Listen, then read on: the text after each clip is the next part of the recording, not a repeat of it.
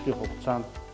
бодлогоо зөв болгох, аливаа асуудлыг жижиг гэлтгүүгээр асуудлаа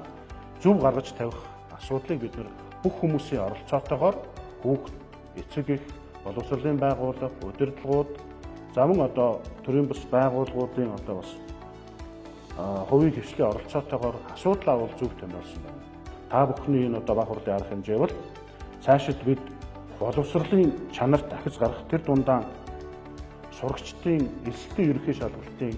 амжилтыг ахиулах массын сургалтын чанарыг сайжруулахад илүү төвлөрч анхаарах